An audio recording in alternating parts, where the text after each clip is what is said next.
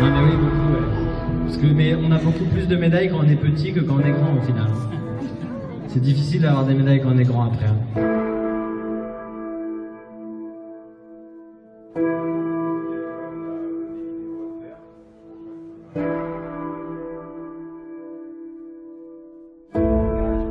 Devant mon partenaire, mais avec de la vitesse. C'est pour ça que ça reste une chute un petit peu impressionnant.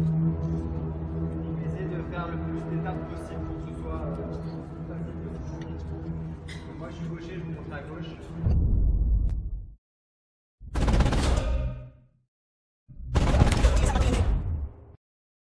I got royalty inside my DNA. I got royalties, got war and peace inside my DNA. I got power, poison, pain, and joy inside my DNA.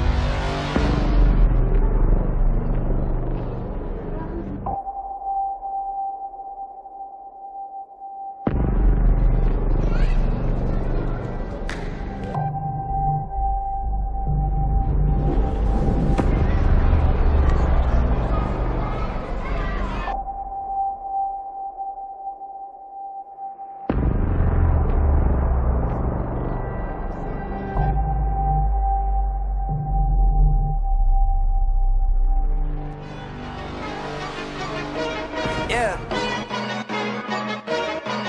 I fuck with this one, man. Yeah. Perfect. I am the greatest alive. Yeah. I am the greatest alive. Yeah. I am the greatest alive. Yeah. I am the greatest alive. Yeah. I am the one they despise. Cause they cannot fuck with my grind. I am the one that they wanna be. Wannabes, you cannot fuck with me. Why? Cause I am the greatest alive. Yeah. I am the greatest alive. Yeah. I am the greatest alive. I am the greatest alive. I am the one they despise. Cause they cannot fuck with my grind. I am the one that they wanna be. Wannabes, you cannot fuck with me. Why? Cause I am the greatest alive. Trust me, I've been for a while. Ever since I was a child. So many styles. Thinking I can't.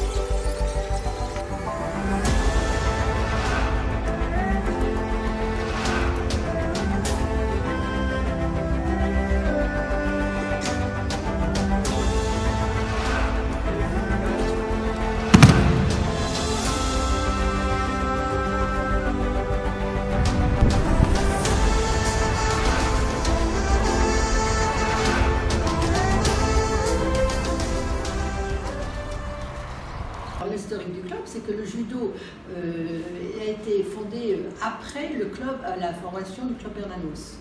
Mon mari René Coty était président du du club Bernanos et il y avait comme activité, il y avait du ping-pong, il y avait du théâtre, il y avait, qu'est-ce qu'il y avait encore, avec l'abbé Grillon, il faisait des voyages en Angleterre avec les jeunes. Et un jour, monsieur l'abbé Grillon a rencontré monsieur Le Coineau, professeur de judo, qui lui a posé la question qu'on avait un club sur Belleville, si ça l'intéressait, d'être professeur d'une section de judo dans le foyer Bernanos. Je pense que je ne me trompe pas, après ça. C'est ça. Je crois que c'est ça. Et en fait, le club de judo a été formé sur les Bretonnes au sein du foyer Bernanos. Monsieur Le Coineau, enfin, on dit toujours que c'était la rencontre de trois airs, donc trois hommes. En fait, il y avait Monsieur Le Coineau qui a rencontré Monsieur Coty, le président, qui nous a toujours suivis, qui a toujours suivi le club, Monsieur Mar, vice-président, et sans qui le club n'aurait pas existé. Et ce sont des personnes en fait qui ont toujours été là, parce que dans la vie d'un club, il y a des aléas, et le club aurait pu disparaître plusieurs fois. Et ils ont toujours été présents. Toujours. Et c'est vrai que quand on commence le judo, au début, on est judoka, on s'amuse, enfin, on se fait plaisir, on aime bien se battre, on fait des combats, on fait des compétitions, on est entre copains. Et ce côté-là, on ne le voit pas. Mais derrière un club, il faut savoir qu'il y a quand même il y a des gens qui ont un projet et qui le mènent jusqu'au bout. Parce que M. Coadou était judoka, il n'y a pas de problème. Mais je dis toujours que M. Coty, M. Mar, sans avoir mis un pied sur un tatami, étaient aussi des judokas, car c'est des gens qui avaient une parole, ils n'en avaient qu'une, et ils l'ont tenue jusqu'au bout. Donc je voudrais remercier, faut remercier tous ces gens-là, et tous les gens qui étaient autour, qui ont gravité autour, les membres du conseil d'administration qui sont là, qu'on ne voit pas toujours, mais qui sont aussi utiles et on a besoin d'eux. Vous étiez présent vraiment à la création de cette session. Ah oui, oui, mais je ne me rappelle pas exactement, mais la création était surtout l'œuvre de M. Mar et de M. Coty. Et, et le professeur M. Le Coadou.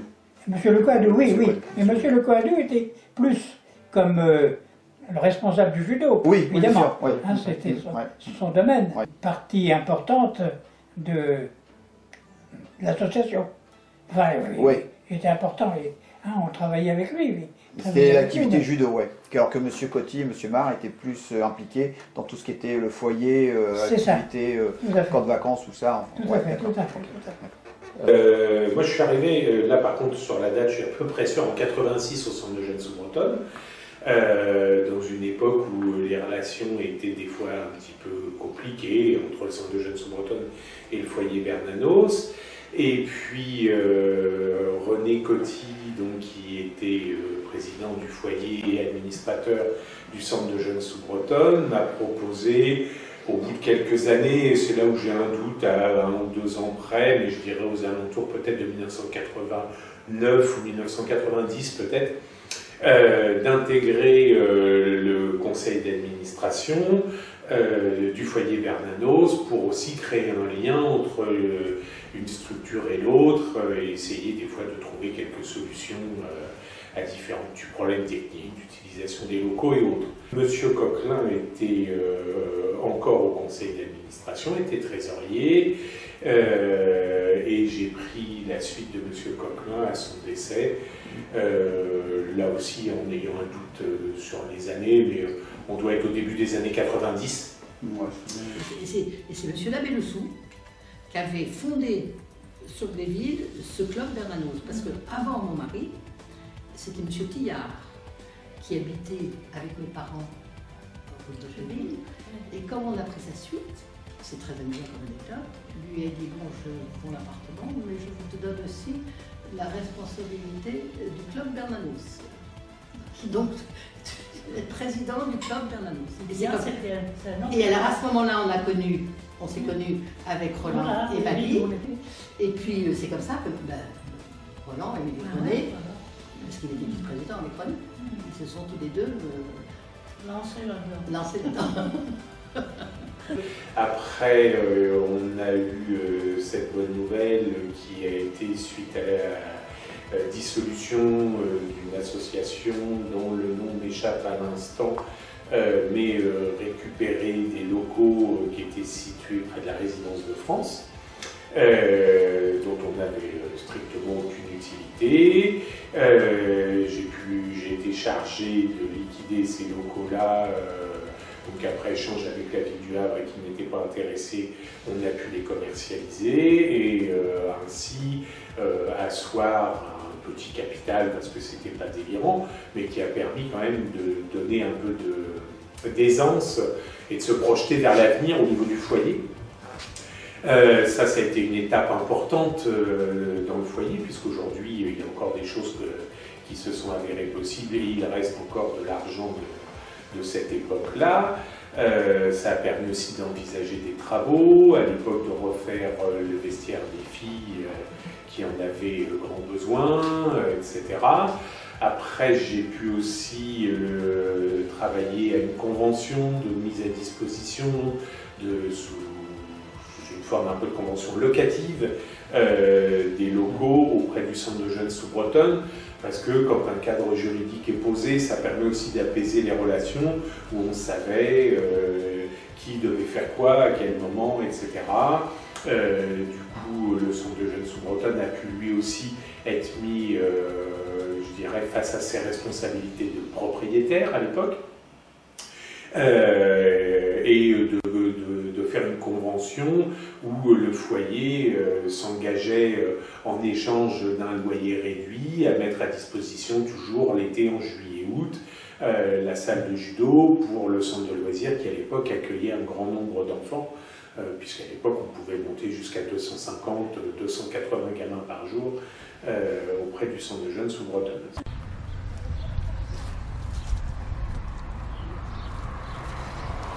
Le club de judo, c'était vraiment quelque chose de plus. Donc il y avait rejoint entre autres, on s'appelle le foyer Georges Bernanos, parce que notre discipline a rejoint d'autres disciplines. Et il s'est avéré qu'au fur et à mesure, dans le temps, les autres disciplines, enfin les autres activités, entre autres, il y avait ping-pong, théâtre et d'autres activités, ont disparu.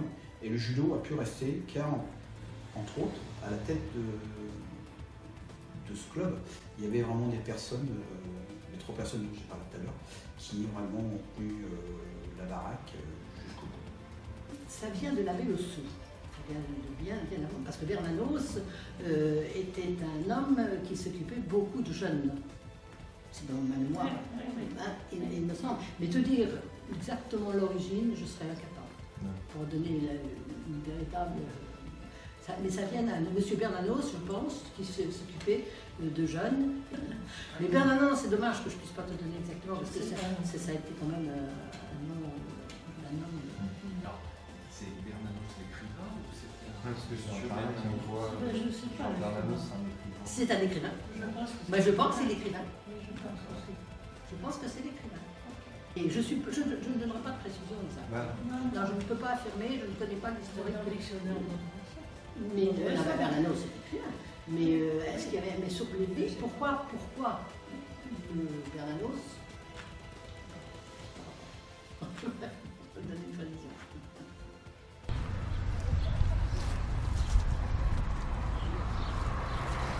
La longère où on pratiquait le judo, c'est un bâtiment en longueur. Ah oui, mais là c'était pas à côté de l'église. Non, c'était à la Sous-Bretonne. C'était à la Sous-Bretonne. La ferme de la Sous-Bretonne. Oui, alors il y avait, c'est ça justement. Alors ça avait été aménagé. Ils avaient trouvé, il y avait des vieux pneus qui servaient. Ouais. On avait mis des planches dessus pour amortir. Bon, il y avait la salle. C'est ça, oui. Oui, c'est ça. C'était un plancher sur pneu. C'est ça. C'est ça, mais c'était très astucieux. Alors évidemment, M. Lecoadou avait dirigé un petit peu ça. Non, la salle avant, c'était la salle où il y avait les vestiaires. C'était une longère, c'était la continuité vestiaire, la salle de musculation et le clubhouse. Donc c'est à lieu-là, directement, les cours de judo. Les tapis avec le tapis un peu plus rigide et c'était des tapis paille. Et la protection sur le mur, c'était du tissu embourré pour protéger le sang. Donc au niveau largeur, je sais pas, ça devait faire 6-7 mètres de large. Et toi, tu vois toute la longueur de la salle de judo. Et il y avait un poêle à pétrole pour chauffer la salle. J'ai des grosses longueurs pour ramper. Non, parce que pour moi, sauf erreur de ma part, je dirais que la salle a dû être construite au début fin des années 70. Parce que de mémoire, si ma mémoire est juste, le réfectoire du centre de jeunes sous Bretonne, dans lequel le club de judo s'entraînait en bas, avant.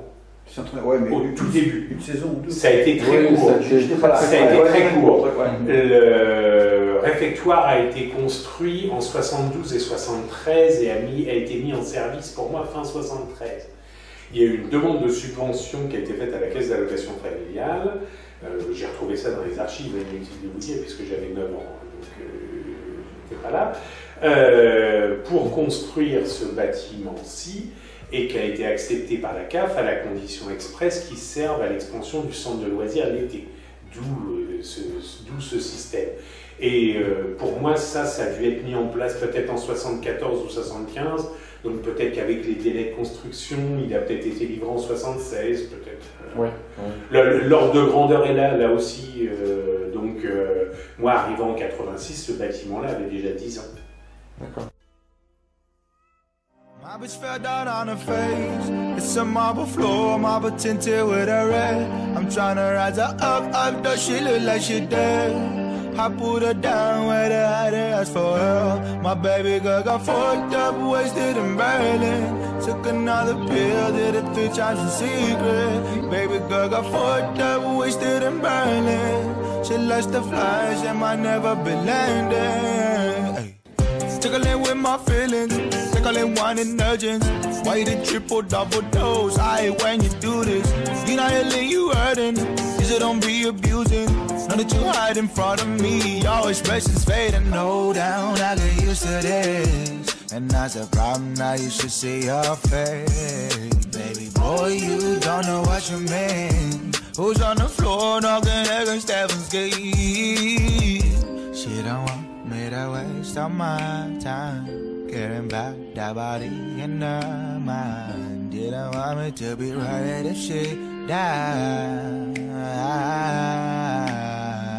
My bitch fell out on her face. It's a marble floor, marble tinted with a red. I'm tryna rise her up, the shit look like she dead.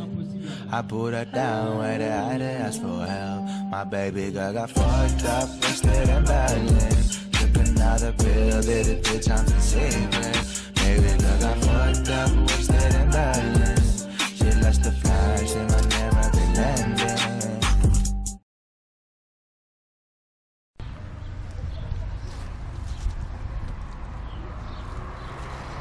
Donc, l'ambiance du club. Je dirais que donc j'ai commencé, j'avais 10 ans, j'en ai 60, je suis encore ici.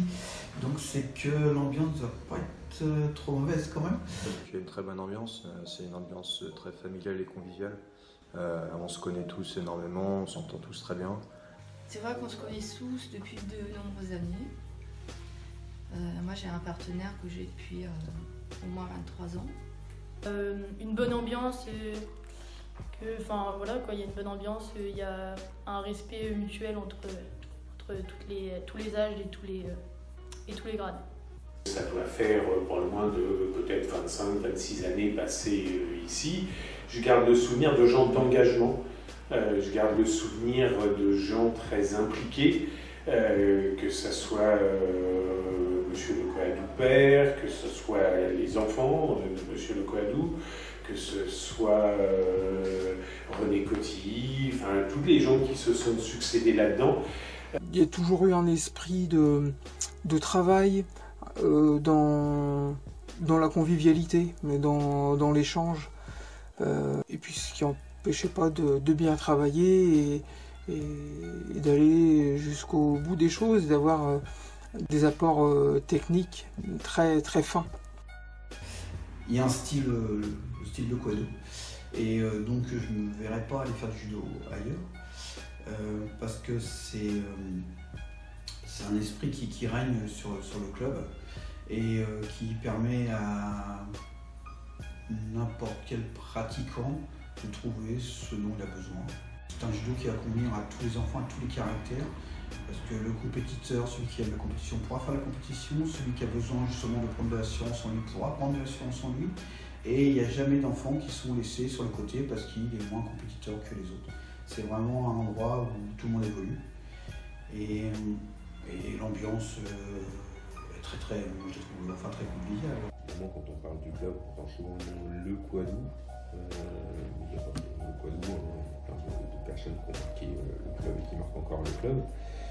Après, dans la logique, qu'il n'y ait pas les enfants du professeur qui fasse du judo ou quelqu'un de la famille du professeur qui fasse du judo, je pense que si le professeur n'arrive pas à motiver ses enfants à faire du judo, je pense que pourquoi il arriverait à motiver les enfants des autres? L'ambiance du club, moi pour avoir connu un peu l'envers du décor avec mon père, c'est que c'était pas une corvée, c'était une passion qu'il vivait, donc il comptait pas son temps. Son temps, c'était j'aurais tendance à dire sa première maison, puisque finalement c'était le judo. Moi je suis né dans le judo aussi. Moi j'aime cette ambiance avec les personnes que je suis. Très très bonne ambiance. Super.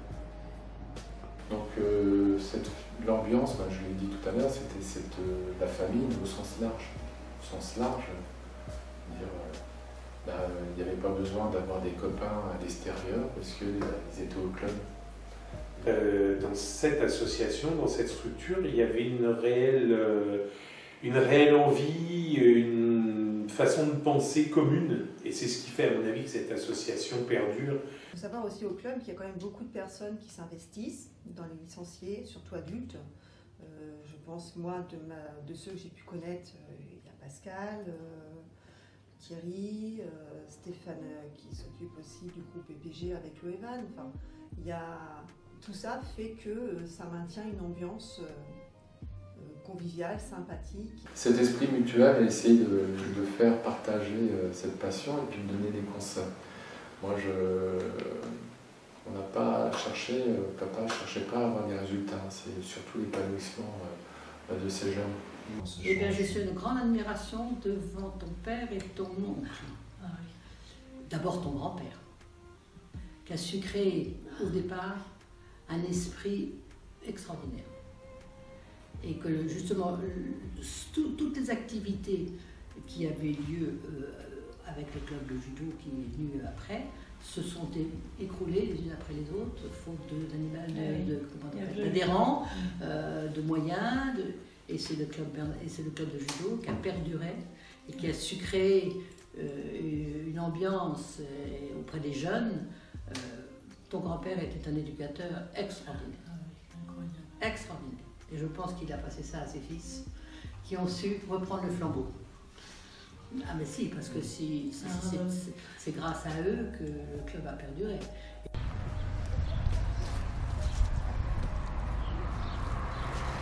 Je crois que j'ai commencé vers les années 2012. Donc moi, quand même, je fais partie des anciens. Donc j'ai commencé en fait, avant de venir ici, j'ai bien regardé quand est-ce que j'ai commencé. J'ai commencé le judo en mars 70. J'ai commencé le judo parce que mon père il en faisait ici et depuis je suis resté dans ce club. Ça va faire 11 ans. Donc je fais du judo depuis 44 ans. Voilà, j'ai mis les pieds à 6 ans. Alors, j'ai commencé le judo en 99. Pourquoi j'ai fait du judo? Évidemment parce que j'ai d'abord rencontré Mickaël. Je ne connaissais pas le judo avant. Je n'avais jamais pratiqué, je n'avais jamais regardé le judo. Et puis évidemment, avec le judo qui était présent énormément dans la vie de Mickaël, de la famille Le Quadou en général, je me suis dit, et on m'a proposé de faire du judo. Il y a 17 ans. J'avais 30 40 ans. Je commencerai ma 17e année en septembre. Voilà. Par rapport à mes enfants, j'ai commencé à courir. Il y a une personne qui m'a dit viens t'entraîner avec nous, tu vas voir, on fait attention aux gens. Il m'a menti, cette personne-là m'a menti. Et t'as le nom de cette personne? Je ne te donnerai pas le nom, mais elle est à ma droite. J'ai couru on va dire de janvier jusqu'à juin. Après septembre, je me suis inscrit. Parce qu'il y a des gens qui m'ont poussé, donc il y avait mes enfants. Avoir eu le bonheur, c'est d'entraîner avec ses enfants, c'est top. J'ai commencé en saison 74-75. Moins de 4 ans, donc je dois être le premier baby judo du club. Moi j'ai commencé parce que j'ai eu envie de commencer, c'est pas mon père qui m'a forcé. Après je pense que je devais passer beaucoup de temps au judo aussi. Donc, le judo j'ai commencé à l'âge de 10 ans, je commençais tard. La preuve, j'ai fait une année au premier cours et après directement je suis passé au 3e cours. Alors j'avais 7 ans quand j'ai commencé le judo, en 74, et c'est moi qui ai demandé. Mon père n'avait pas voulu imposer, et oui, il n'avait pas imposé, et puis c'est à l'âge de 7 ans où j'ai voulu monter sur le tapis. Donc, alors que... T'as raté. Bah oui, c'est là que j'en paye encore le... J'ai commencé le judo, j'avais 30 ans. Écoute, Nelly, ma soeur, elle a commencé le judo, mais pas moi. Donc un jour, je suis avec le kimono de papa. Jusqu'à quelle ceinture? Marron. Non. Et pourquoi vous avez arrêté? Mon père est décédé, Madame Vaz était partie, donc je l'ai remplacée. Madame Vaz, c'était qui? La secrétaire. Elle s'occupait des vestiaires? Elle s'occupait des encaissements et puis du secrétariat. D'accord. Par la suite, j'ai commencé à m'occuper un peu des inscriptions avec M. Lecoidou, jusqu'à ce que je prenne définitivement les inscriptions en main. Donc après, tout ce qui était administratif au niveau des licences. Et maintenant, depuis presque un an, je m'occupe aussi de la compta. Je m'occupe des vestiaires aussi, évidemment.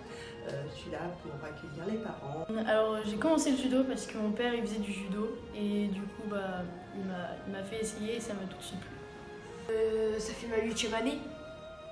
Et moi, c'est ma 6e. Puis après, on nous a dit, nous, parents, mais pourquoi est-ce que vous ne venez pas? C'est pas possible, commenter le judo à plus de 35 ans. Et puis, si, donc, nous faisons du judo, mon épouse et moi, depuis septembre 2013. Et au final, j'ai découvert un sport que je ne connaissais absolument pas, que je ne regardais pas vraiment à la télé. Et je prends beaucoup de plaisir, en fait. Je prends beaucoup de plaisir à apprendre. Et mon seul objectif, c'est de pouvoir revenir au cours d'après, tout simplement. J'ai découvert un club extrêmement sympathique, des gens vraiment adorables, toujours dans la bienveillance, que ce soit sportivement ou même extra-sportivement. Ça fait beaucoup de bien. Voilà un peu pourquoi je suis venu. Par contre, mon père avait toujours une logique au niveau entraînement qui... avec les études que j'ai pu faire en tant que prof de PS, on voit qu'il avait déjà les bases pour faire un entraînement physique avec tout ce qui était récupération et travail sur les différentes filières énergétiques. Beaucoup de travail technique de répétition, ce qui était sur l'échauffement, on faisait déjà de la prépa, avec tout ce qui était après, pendant la filière STAPS en EPS. Tout ce qui est travail de pliométrie, mon père en faisait, donc renforcement, mon père en faisait. Il n'avait peut-être pas les termes pour le décrire comme on le décrit maintenant. Quand on entend parler maintenant de crossfit, du crossfit on en faisait depuis des années. Donc il n'y a pas besoin d'aller se mettre dans une salle avec des niquages, ça a toujours existé en judo.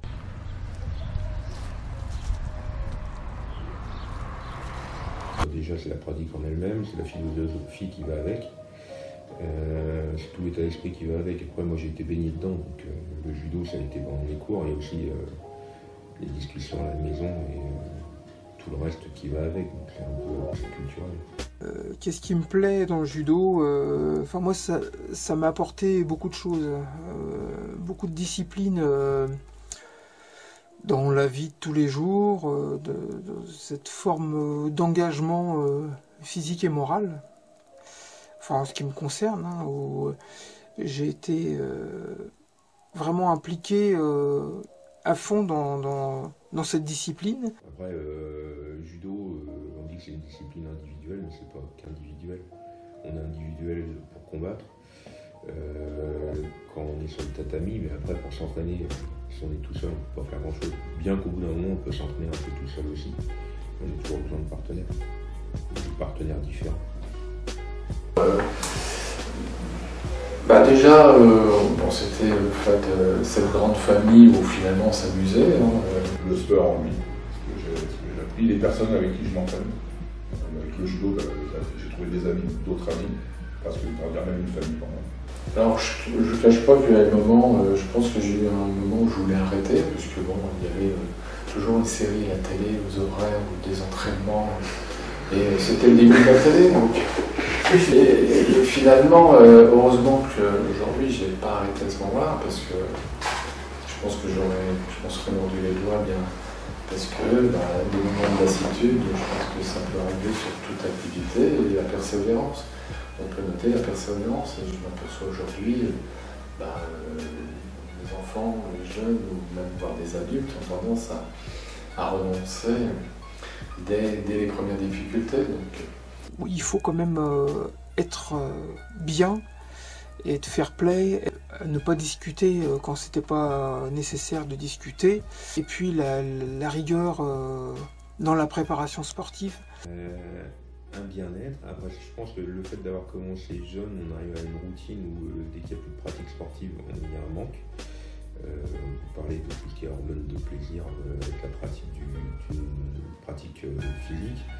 Et ça m'a apporté de la maîtrise, de la confiance, savoir se dépenser et pouvoir après se canaliser aussi. Ça me fait du bien aussi parce que bon, avec le travail, on n'est pas sans avoir un peu de l'énergie négative à évacuer, le fait de monter sur le tatami. Alors des fois, on se pousse un peu et puis on arrive, on sort l'entraînement, on est content d'être venu, on se sent un peu plus serein.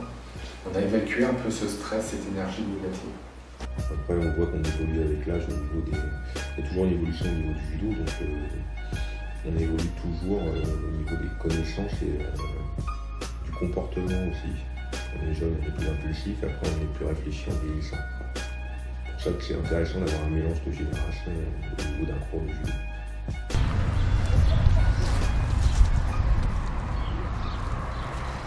Moi j'ai eu le brevet d'État en 95,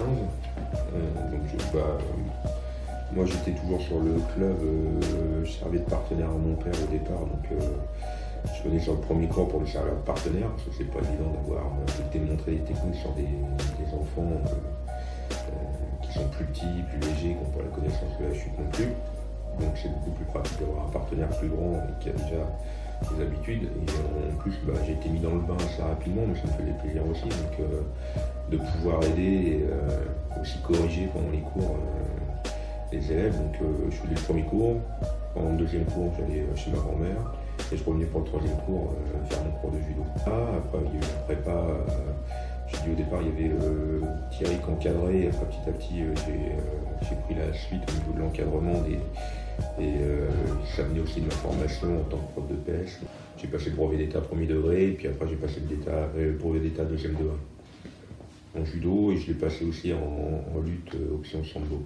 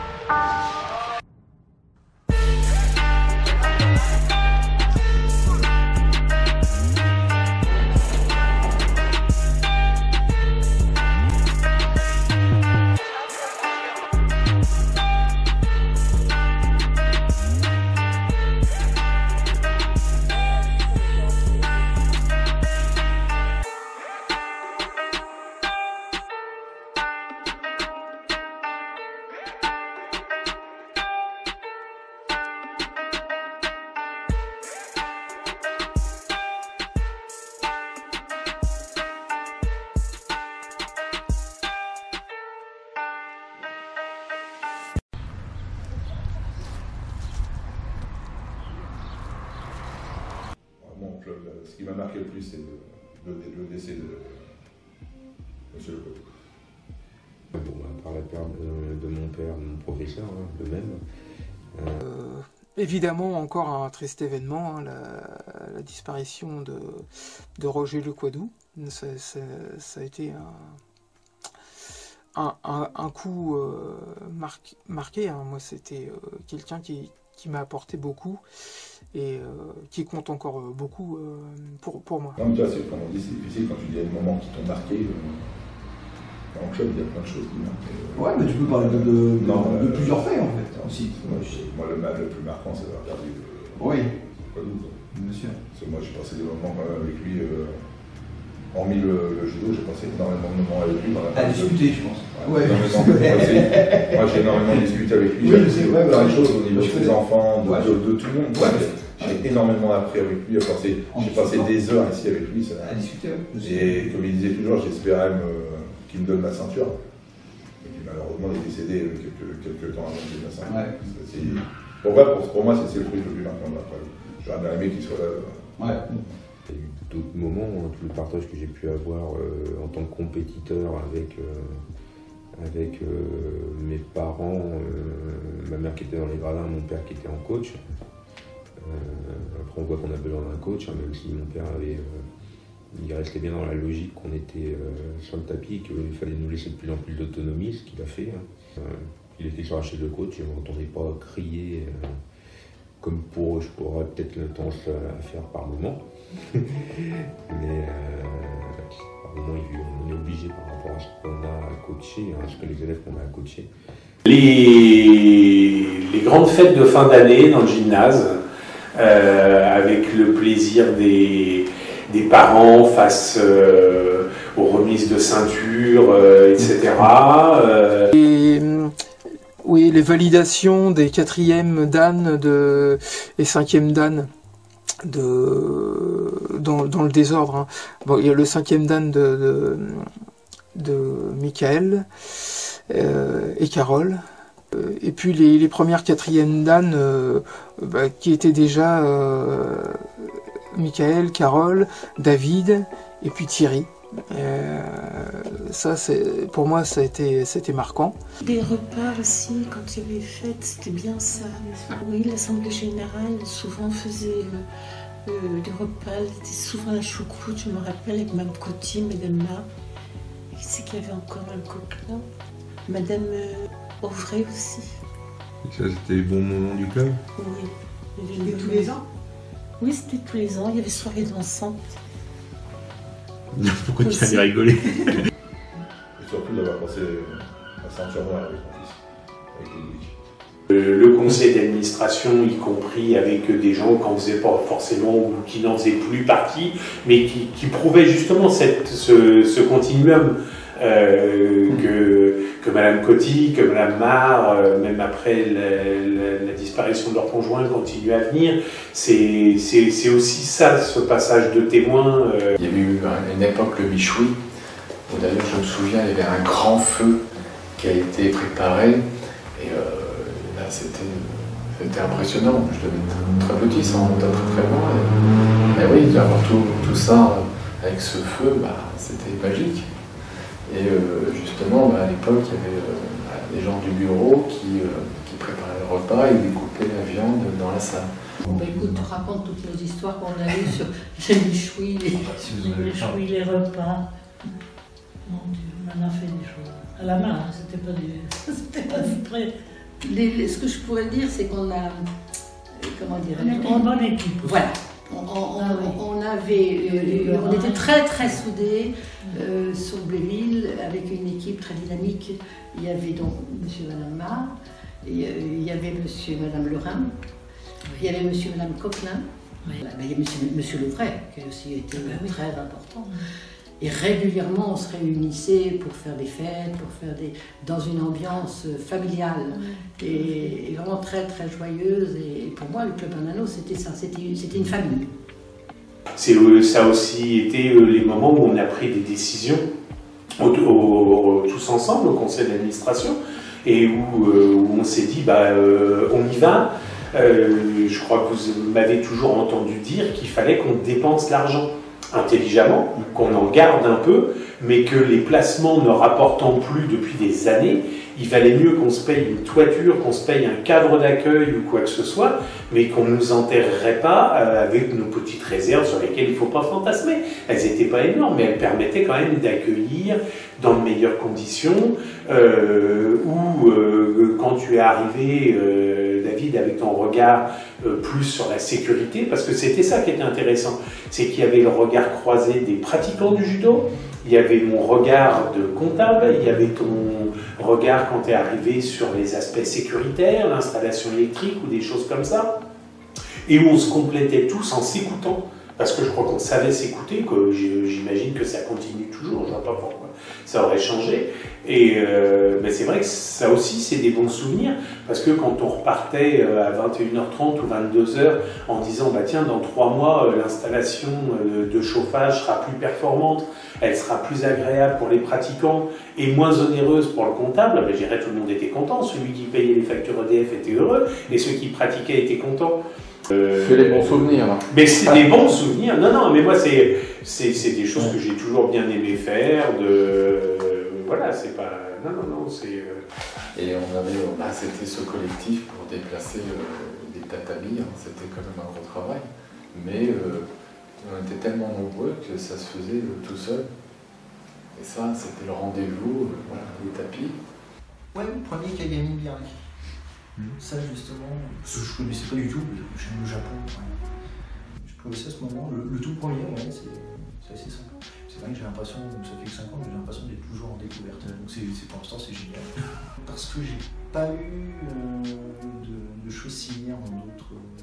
J'ai fait du tennis plus jeune, mais on n'avait pas de ce réel moment de partage en fait, où on prend le temps d'expliquer le judo. Pas seulement en tant que sport, mais tout ce qui découle du judo, tout ce qui amène au judo, enfin tout ce qui est bien fait, que je trouve que David bien acquis, c'est ce moment-là. Après j'ai eu le passage des ceintures aussi de mes enfants, donc, et bientôt on devrait avoir Gwen.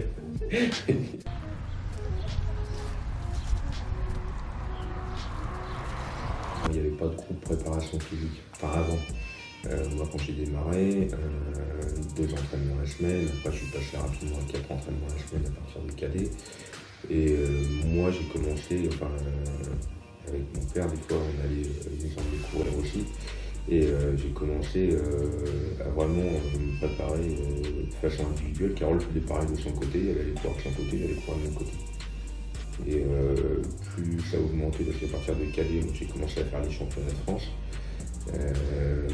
Tu te rends compte que la préparation elle est importante et tu es obligé de ne pas le négliger. Après, il ne faut pas que ça soit la priorité non plus, ça en fait partie. Et ça veut dire qu'il faut augmenter la charge de travail au niveau de la préparation physique pour éviter les blessures et augmenter la charge de cours pour s'améliorer techniquement. Au niveau de la préparation physique, on en faisait beaucoup moins que ce qui est proposé aujourd'hui. Du coup, en compète, je pense qu'on est beaucoup mieux préparé maintenant, et plus il y a beaucoup plus de compètes, des tournois, des choses auxquelles nous on participait pas, et ça fait aussi aller de l'avant.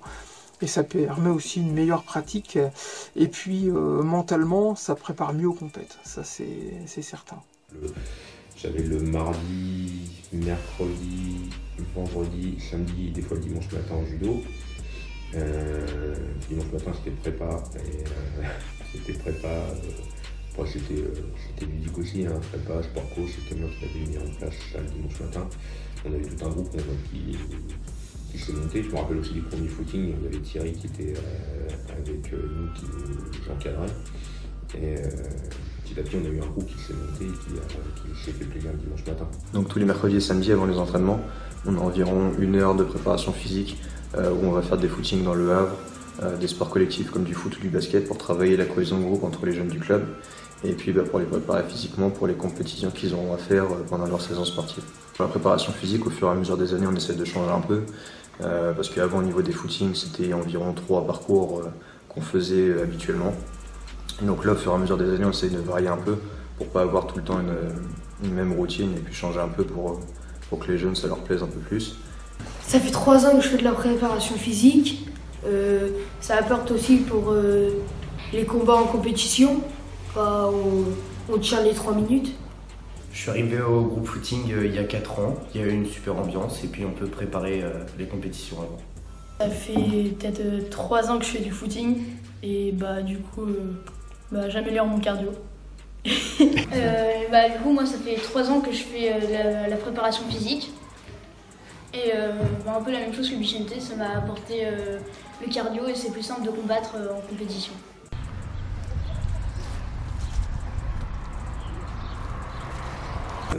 Nous on était juste à côté, on était sur une assemblée juste à côté, vu qu'on est plusieurs à être du club dans le comité d'administration du centre aéré de la Chaux-Bretonne. Vu qu'on avait été intégré par monsieur Coty, monsieur Marc, qui nous avait dit que le centre aéré aurait besoin de nous, donc on est venu et maintenant on prend la suite. Ça dure aussi. Donc c'était le soir vers 21h je crois à peu près, il faisait nuit, donc je dis on bouge pas, de toute façon il y avait la tempête qui était encore là, on n'a pas pris de risque, il n'était pas question de s'exposer à une situation dangereuse. Quand on est reparti avec Gwen, je crois que c'est Gwen qui conduisait, et j'ai dit tiens il n'y a plus de toit sur la salle. Donc là très rapidement on a réagi. Et puis dès le lendemain matin, le monde s'y est mis, donc c'est-à-dire que on a sécurisé, on a démonté la toiture qui était au sol, on a eu du renfort, les gardes sont venus au fur et à mesure, et puis on s'aperçoit que finalement il n'y a même pas besoin d'appeler, les gens viennent. Puis on a agi très rapidement, dès le lendemain, il y a différentes personnes qui sont mobilisées, il y a eu Stéphane Tessner qui est venu, on a passé, il y avait David, et dès le lendemain matin, le toit qui était d'un côté sur la voie publique et de l'autre côté dans la salle était déjà débarrassé. Très rapidement. Ça surprend. Quand on voit le matin les photos du toit par terre. Moi j'ai vu les matins, je travaillais pas en plus ce jour-là. Je suis venu aussitôt filer un coup de main. Et c'était impressionnant la vitesse où ils ont été intervenus. Je suis arrivé, pratiquement tous les débris étaient partis. Ça m'a vraiment marqué. Pourtant, j'ai vécu pas mal de choses pendant toutes ces années au club. Ouais, ça m'a vraiment fait quelque chose, quoi. C'est un peu comme si c'était le toit de ma maison qui s'en allait, en quelque sorte. Comme on était donc toute la journée sur la sécurisation du bâtiment, le soir, donc il n'y a pas eu d'entraînement, mais dès le samedi, on avait tout mis en place pour que les cours puissent être toujours réalisés. Donc on aurait pu se fondre en larmes devant la toiture. Non, ok, plus de toiture, on fait ce qu'il faut pour que ça fonctionne. On m'avait appelé, moi j'étais passé en voiture, je crois, le lendemain. Et bien là aussi, je me suis dit heureusement qu'on a vraiment mis au carré le juridique. Heureusement qu'on a travaillé sur les contrats d'assurance, etc. Parce que la même chose serait arrivée une quinzaine d'années avant, ça aurait été un petit chouïa problématique quand même. Or là, on avait quand même une structure qui était bien au carré. Ça reste blessant quand on passe et quand l'objet de nos attentions est abîmé, etc. Il y a une assurance, donc heureusement, donc Franck de Cognou à l'époque avait pris une assurance, on avait fait le nécessaire. Et puis finalement, on s'est reconstruit, je dirais même mieux qu'avant. Ouais. Got it all now. Got that money in your pocket, blow it all now. Tell me how does it satisfy the empty kind of feeling I know you feel at night. Yeah, you've got it all now. Got that money in your pocket, blow it all. Oh, tell me how does it satisfy the empty kind of feeling I know you feel at night.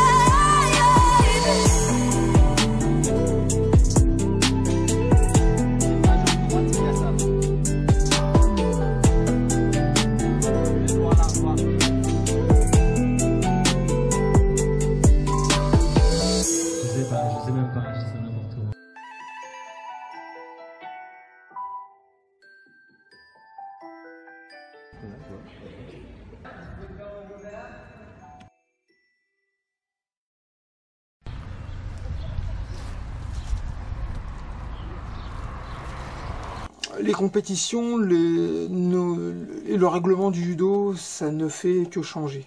Chaque année, c'est un nouveau règlement qui, après, ils remettent un ancien règlement. Puis après, ils rechangent les choses et reviennent à l'ancien. Ça change chaque année, donc pour moi, c'est un peu compliqué. Je préférais avant Koka, Yoko, Wazari. Elles étaient peut-être plus ennuyeuses dans le passé. Le fait que le règlement, l'arbitrage, les règles d'arbitrage ont évolué, ça permet d'avoir un judo beaucoup plus fluide et beaucoup plus dynamique. Avant, il pouvait y avoir des combats vraiment très très ennuyeux. J'ai revu récemment des finales de championnat de France dans les années, à la fin des années 70-80. Franchement, c'était ennuyeux. Le judo actuel est quand même beaucoup plus dynamique.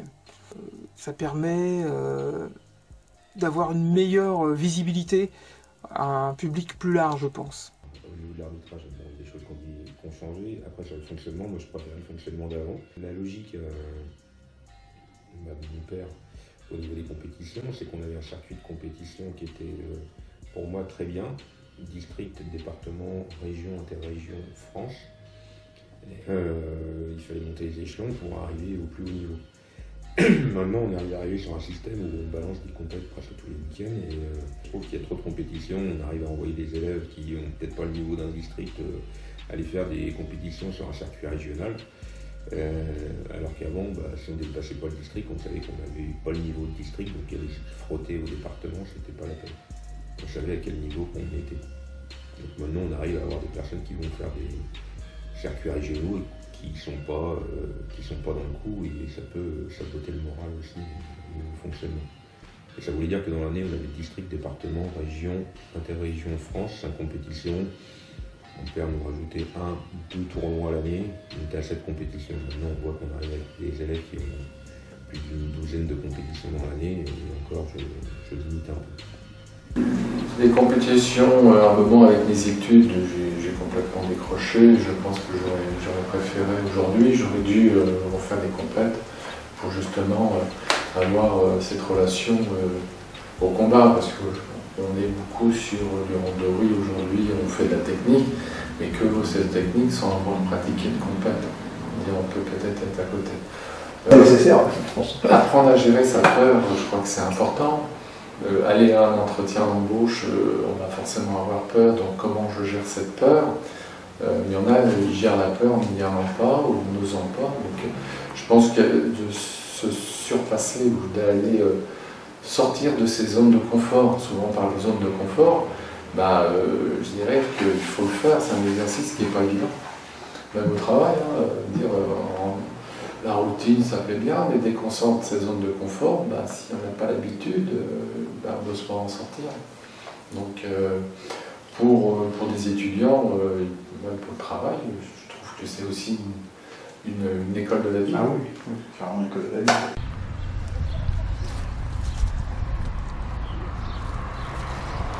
Pour marquer l'événement et aussi marquer aussi dans l'esprit de nos anciens fondateurs, puis aussi pour les générations qui arrivent, que une association, voilà, c'est aussi des bénévoles, et une action qui a été lancée il y a 50 ans va aussi perdurer. L'objectif, c'est que ça perdure. Par rapport aux 50 ans, parce que 50 ans, on est le plus vieux club encore en activité au Havre, 50 ans. Là, c'était marqué aussi une reconnaissance pour ces anciens, qui sont encore aujourd'hui présents. Dire voilà ce que vous avez fait, le temps que vous avez passé à aider ces jeunes et puis ces moins jeunes, c'était de marquer cette reconnaissance. Donc on réfléchissait à différentes choses, qui inviter, quelle personne, quel événement faire.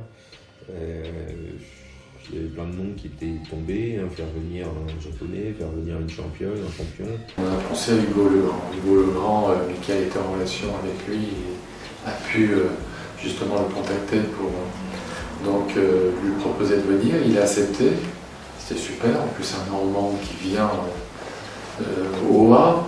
percuté tout de suite parce que c'était une logique. J'ai vu que Hugo Legrand, son grand-père, était un ami de mon père.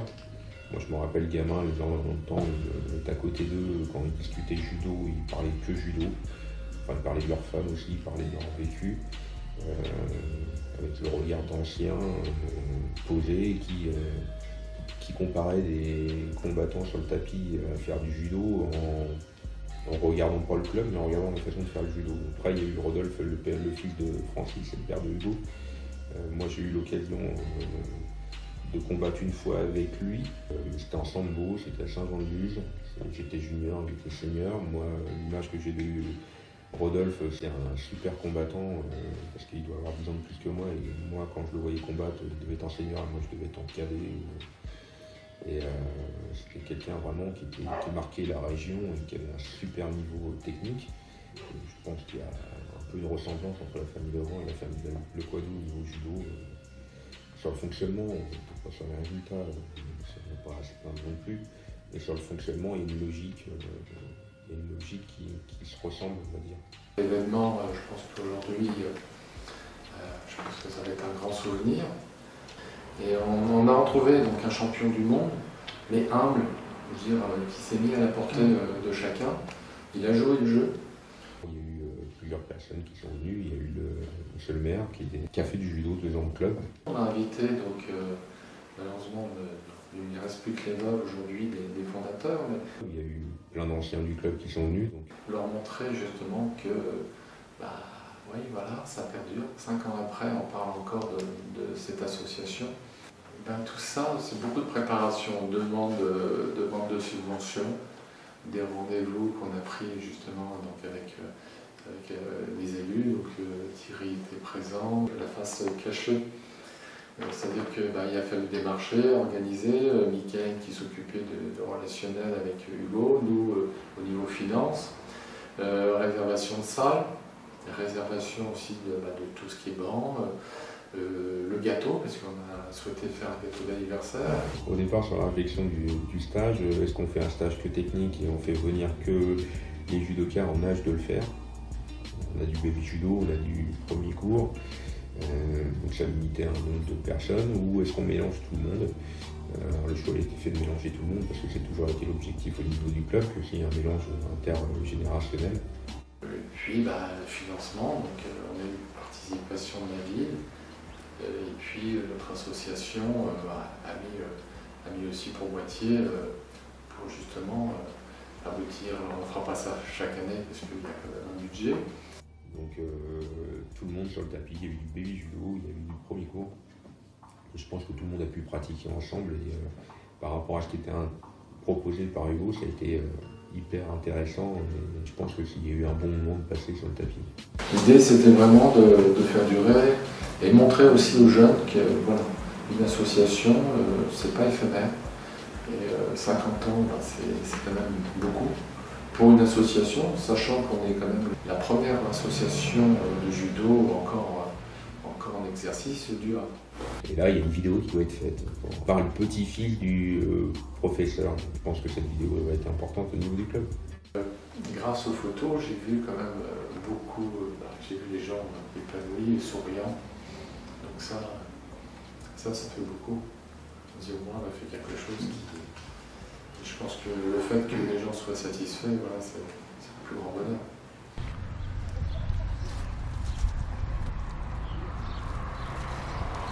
Si j'ai un message à passer, j'espère que le club va perdurer. Alors quand je dis perdurer, si c'est dans le quartier, parce que je ne vois pas le club ailleurs. C'est de poser la question, parce que la salle était quand même un moment vétus, on s'est vraiment posé la question. Puis pas très longtemps, parce que non, l'esprit, il y a un esprit, il y a une âme, c'est aussi du quartier, permettre aux jeunes du quartier de se retrouver ici. On était du quartier, on n'était pas très loin. Et puis le flambeau, on ne va pas partir ailleurs, le flambeau, il faut qu'il continue toujours ici. Si j'ai un mot à dire, ça serait que la relève puisse aussi à un moment arriver. Je veux dire par là, moi je suis arrivé en tant que président finalement, mais j'étais déjà dans le bureau. Déjà pour que ça persévère, parce qu'à un moment, s'il n'y a plus de comité d'administration, il n'y a plus d'assaut, donc il n'y a plus d'assaut, il n'y a plus de judo. L'idée c'est que des gens, les jeunes et les moins jeunes puissent aussi être là. Alors, je sais qu'ils sont là quand on a besoin pour les monter les salles, les déplacer, mais aussi que ces jeunes puissent un jour peut-être reprendre le flambeau pour aussi proposer toujours une activité dans le quartier. C'est pour ça que j'avais pris l'engagement et que je l'ai tenu avec plaisir, que le Gwenaël est venu au début de l'année pour piger le document, et que si l'année prochaine elle a à nouveau besoin d'un petit coup de main, je lui resservirai un café volontiers à la maison, justement dans cet esprit de continuité. On ne part pas comme ça, sauf s'il y a motif à fâcherie, là c'est pas le cas, on ne part pas en disant après moi le déluge, etc. On n'est que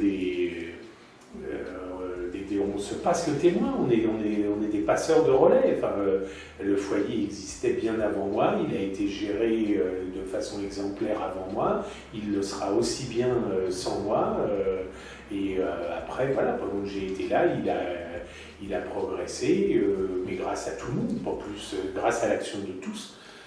Personne n'est indispensable, par contre on peut aussi prendre les mesures pour que la suite se passe bien, et ça a été un grand plaisir de travailler sur le document avec Gwenaël qui avait fait 98% du travail.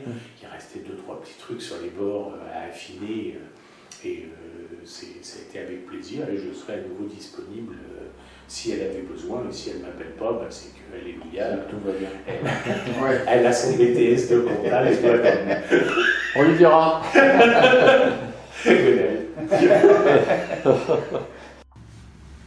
Club a formé de grosses ceintures noires, des compétiteurs, des gamins qui sont arrivés. Oui, moi j'ai vu ici beaucoup de gamins arriver, devenir des adultes, vraiment citoyens.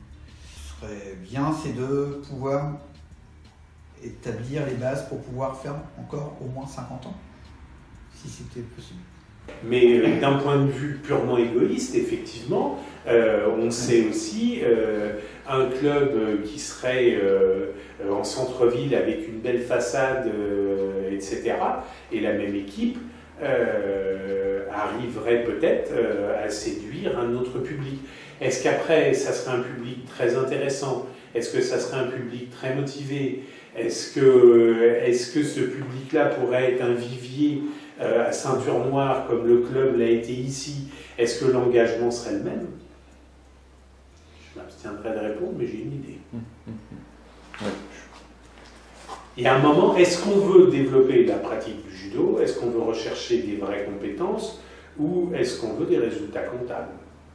Parce que est-ce qu'un club de judo fonctionne bien où qu'il soit, de par sa réputation, de par les résultats époustouflants de son professeur, et j'ai eu vent des derniers résultats, Michael, si tu me vois, félicitations. Là, je n'ai pas cette réponse-là, ça c'est vous pratiquants qui pouvez l'avoir. Joyeux anniversaire au foyer Georges Balanos. Bon anniversaire, déjà, tout simplement. Bon anniversaire! J'espère que ça va encore durer longtemps.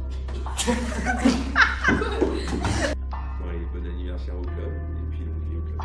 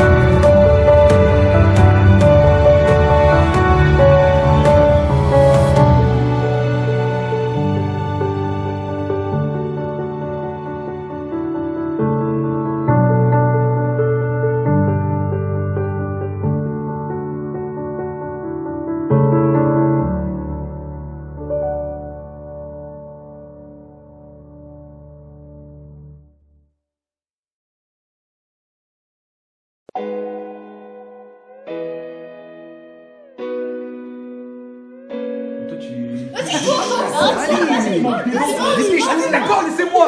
Arrêtez de m'agresser. Pourquoi tu fais un? Remember when love was all that mattered? I do. Remember how I used to make you love until it hurt. Now those memories feel like thorns on a bush, a rose I can no longer touch. It's just another scar placed on my heart, a sign that we are made